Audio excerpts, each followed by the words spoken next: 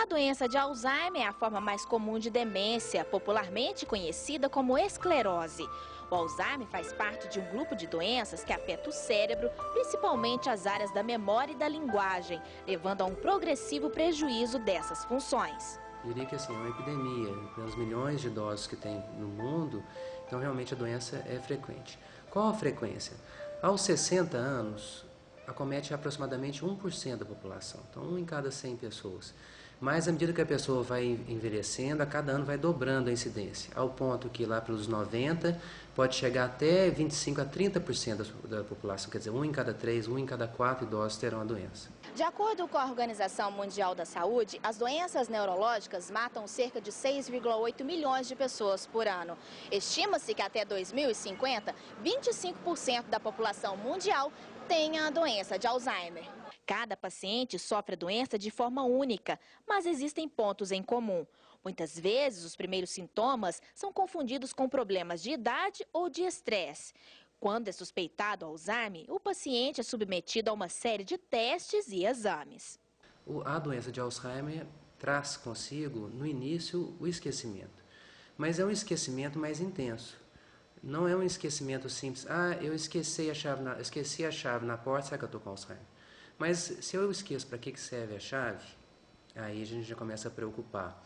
Se esse esquecimento começa a prejudicar a minha vida, eu já não consigo mais agendar um compromisso e cumpri-lo, eu já não consigo mais receber ou pagar minhas contas. E aí esse esquecimento a gente fala que atrapalha o curso, as atividades laborativas, o trabalho, a vida social da pessoa. Realmente esse é um esquecimento que deve ser avaliado pelo médico. E existe um componente hereditário na doença de Alzheimer. Já foram mapeados, alguns com um mapeamento cromossômico, né, que é o avanço da nossa década, da década passada, já sabemos quais são os cromossomos que estão relacionados.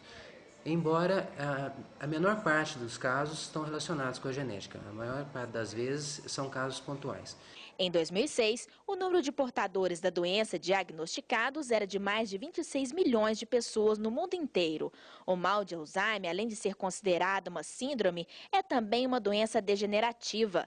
Dr. José Júlio explica os fatores que podem contribuir na prevenção da doença. A prevenção da doença de Alzheimer. Bons hábitos de vida, o que seria isso? Tratar a hipertensão, tratar o diabetes, não fumar, não usar, ingerir bebida alcoólica. Atividade física é comprovado que ajuda tanto para as pessoas que já têm a doença de Alzheimer como para a prevenção. E manter a atividade intelectual por toda a vida.